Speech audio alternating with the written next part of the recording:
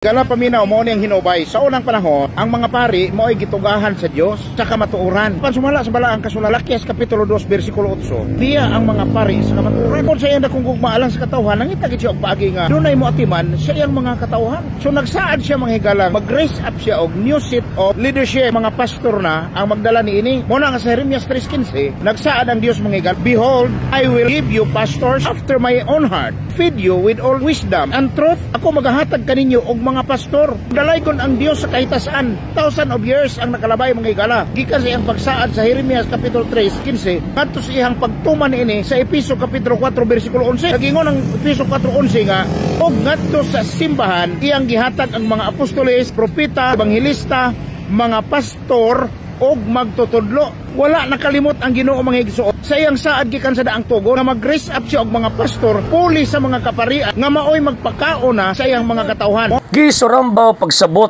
sa ato ang higala nga pastoy og duktoy man daw ni concerning iyahang panabot sa Malaki chapter 2 verse 8 ug ang kanabitaw nga divine mission sa pagpangalagad ngadto sa Dios pinagi sa pagsimba, pag-offer og sacrifice ug pagmatuto sa iyahang gitawag og katawhan. Kung imong tan-awon or ato ang tan-awon ng balaang kasulatan na ay duha ka butang nga dapat natong gitawag og bantayan. Number 1, kanang giingon nga line of administration.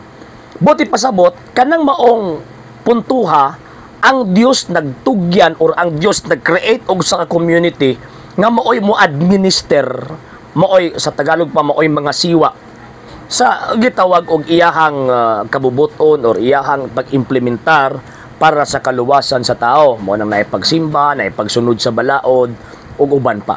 Kanang line of succession mao kana ang paghimo sa action sa pag-offer og serbisyo niya. Pinaagi sa pagsunod sa gitawag og balaod og pag-offer og gitawag og mga sakripisyo. So, mo nay ato ang makita nga kana bitong linya o linyada sa balaang kasulatan ma-Old and ma-New Testament man. Karon para masabtanan ning atong higala nga gitawag og pastoy. Sa Old Testament, ang administrator mga Hudyo. Remember, ato ang tawag ini nga bantayan na kanang pagkapari manggod dili magud na gi-create ni bisan kinsa. Kanang pagkapari ang Dios mismo ang nagbuot ana. Ya, kanang pagkapari ang Dios ang nagbuot. Dili ang mga Amerikano, dili ng mga pastoy ug uban pa. Ang Dios mismo may nagbuot ana nga misyon. Og ang ilang gitawag og pagkapari na ay another nga function nga mo'y matuto sa iyang mga karnero mo ang pagkapastor. So buti pasabot sa Old Testament dili pwede nga ibuwag ang pastor ug ang pagkapari. Pag may kag pastor ka, pari ka. Kung may kag pari ka, pastor ka. So mao na ang sa Old Testament. Pero ang kanang community nga gisaligan sa Dios nga maoy mo administer, maoy mga siwa sa tawag ining iyahang katawhan, ang religion ana ang iyang gisaligan mao tong Judaism from Abraham. Tungod diba? Kung ato ang tan-aw ng balaang kasulatan nga kagsabot si Abraham ang Dios ngadto kang Abraham. So naay tawag ini nga kasabutan between sa Israel ug sa gitawag og sa Dios. So, ang maong gitawag og kasabutan, ang Dios siyempre kung ang Dios makigsabot perfect na. Pero ang problema ang nag-implement sa maong kasabutan imperfect man. So dili ka makakitag perfection sa gitawag og offering of sacrifices and at the same time ang administration sa balaod. Mabata ko na to ang basahan ng Hebrews chapter 10 verse 5 following, makita nato nga wa kahimuti ang Dios ang ilang mga halad nga mga mananap. Gani ang Kristo giandaman og tawag ining lawas aron iyang gitawag og ihalad. And at the same time, na may mga maayong mga pari kaniadto, pero daghan po mga pari nga mga badlungon. Usa na din kanang gisaway ni Propeta Malakias sa Malakias Kapitulo 2, versikulo 8. Again kanang ginakot ninyo nga Malaki chapter 2, verse 8, refer na sa community kaniadto nga mooy nag-administer sa balaod, sa sakripisyo nga ipahalad ngadto sa Dios. So gisaway nga naman kay instead of mosunod sila sa ilang misyon, isip mga alagad sa Dios, mga sinugo sa Ginoong Dios, wa naman sila misunod. Nga naman tungod sa hinungdan nga ang kadtong community kaniadto kadto nag-administer kaniadto sa pagsimba og sa iyahang gitawag mga balaod imperfect. So mo nang gisaway niya o gani gi-abolish pa ang maong gitawag og administration. Pero ang wala gitawag og mawala, ang wala mawala kanang gitawag og line of succession. Buti pasabot ang office of the priest wala na giputol. Wala na giputol. Ang giputol lang ang administration. Nga mao to nga sa Larain Levy, giputol to sila. Nga naman kay human naman ang ilang function. Wa man sila kahatag og kanang perfect offering. Human naman ang ilang function. Giputol to. Pero ang line of succession concerning sa pag-offer og sacrifice dili na mawala.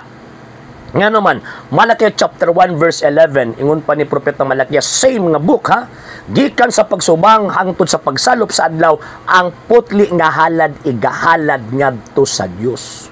Nya mag-offer og insenso sa tanang dapit ni ining maong gitawag og kalibutan na. Natuman ba na sa panahon sa mga Hudyo? No. Wala matuman. Natuman na sa karong nga panahon kay gikan sa pagsubang hangtod sa pagsalop na ay continuation sa pag-offer og sacrifice didto or ngadto sa gitawag og sa Dios. So buot ipasabot ang Dios naglaraw, ang Dios nagtinguha nga mag-create og laing administration o nya kining administration perfect unlike sa Old Testament nga imperfect. Og kana nga administration ang founder niya na mao ang Ginoong Hesukristo. So, ang line of mission of serving God by way of offering sacrifices o pagpakaon sa gitawag o iyahang mga iyahang gitawag katawhan, wa na maputol. Wa na maputol. Ang offering ha, katong manner of offering, katong mga hayop kanito, putol na. Pero ang tawag ining bag-o, kanang pag-offer og perfect sacrifice sa panahon ni Ginoong Jesucristo. Matuman tong gikan sa pagsubang hangtod sa pagsalop, ang putli nga halad, igahalad ngadto sa Dios. Natuman na sa panahon sa atong Ginoong Jesucristo. So sa paghihaman, after si Kristo namatay dito sa krus, naa siya gibilin sa iyang mga apostol, ingon niya, do this in remembrance of me. Buhata kini sa akong handumanan. O gibuhat ka na sa mga apostol, adlaw-adlaw. Gibuhat ka na sa mga disiplos kani adto adlaw-adlaw gikan sa pagsubang hangtod sa pagsalop, mag-offer sila og tawag ining sacrifice og ang ilang gi-offer kadtong kang Kristong lawas. Katong ingon niya nga buhata kini sa akong handumanan. So ang line of tawag ining divine service wala mawala. So ang nawala lang kadtong administration. Human naman ang Judaism. So nag-create siya iyahang kaugalingong administration. O nya ang iyang connection dili na gikan sa pagkapari ni Levi, kundi gikan na sa pagkapari sa laray ni Melchizedek. O tanawan ng Hebrews chapter 3 verse 1 o kining Hebrews chapter 7. Di ba? Kanang gisuot ni San Pablo. Masabtan nato nga wala na putol ang pagkapari. Wala na putol o wa mawala ang pagkapari kasi Kristo mismo pari. Pangulong pari sa pagtuo nga gihuptan. So pag naipundok nga wala gani pari piki na. Diba? Number 2, kung mayroon kag pari, pastor na. So kanang gingon sa Ephesians chapter 4 verse 11, refer na sa pari. Dili na refer sa mga engkantong pastoy karon sama ining atong higala nga naghatag-hatag og tawag ining kung sa pa yung wanawa na daw kuno yung mga pari nya pagkahuman mga pastoy na daw kuno. Nya ang na silang unang-una nga pastoy kini sila.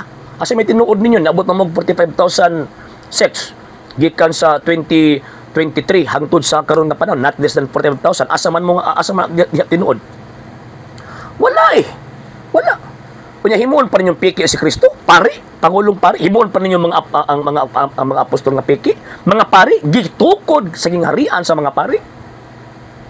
So ang tinuod nga iglesia gidumalahan og mga pari. Kay mao naman ni ang perfect tawag ining administration karon nga panahon. So kanang ginakutlo ninyo nga mga saway-saway mahitungod sa mga pari, humana na sa past administrations na kana dito sa gitawag og Old Testament. Pero ang objective, ang mission sa pagkapari, wa na mahunong.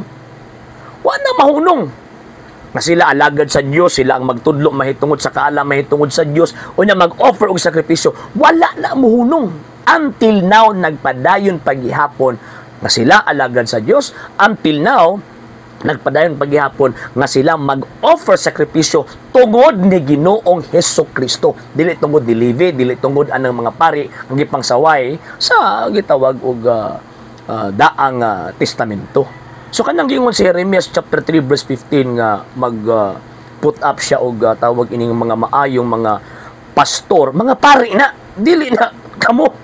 Kalayo mas tinay kanang inyong pundok man sa mga engkanto. Ano man, wa mo may connection sa Biblia. Kana mga Amerikano karon nga nagbutbuot og ingon nga kami iya mis Ginoo. May engkanto man na. Dili man na Ginoo ko pregaba. So again ang tinuod nga iglesyang gitukod ni Kristo naa din na ang tinuod nga mga pari. Og ang pagkapari wala na maputol from the very beginning of the creation until Christ, and Christ until now wala na maputol. Ngano man kay kabubuton sa Dios. Kabubuton sa Ginoong Dios nga simbahon siya pinaagi sa iyang mga pari. Mag-offer og sacrifice sa iyang ngalan og ang mag-offer ang mga pari dili mga pastoy. Kana mga pastoy karon mga piki na. Ngano man kay again gikan na sa pundok nga gipangtukod og mga engkanto.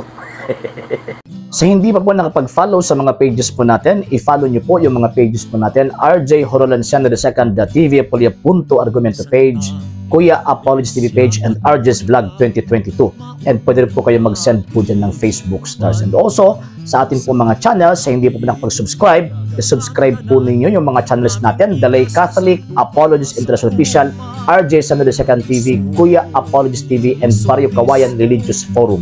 And pwede rin po kayo mag-send po dyan ng super sticker, super chats, and super thanks. And maraming salamat po sa mga kapatid at mga Katoliko na ulis pong tumutulong sa programa po natin. Maraming salamat po. Nang dahil po sa tulong at suporta po ninyo, ang programa pong ito, until now, andito pa rin po sa social media. And until now din po, nangangailangan pa rin po tayo sa tulong at suporta po ninyo dahil wala po kami magagawa rito mga sir, mga ma'am, kung wala po yung tulong at suporta po ninyo. Sa gusto pong tumulong, sa gusto pong sumuporta, pwede po ninyong ipadala ang tulong at suporta po ninyo sa pamamagitan po ng ating mga account numbers dyan po sa ating pong screen.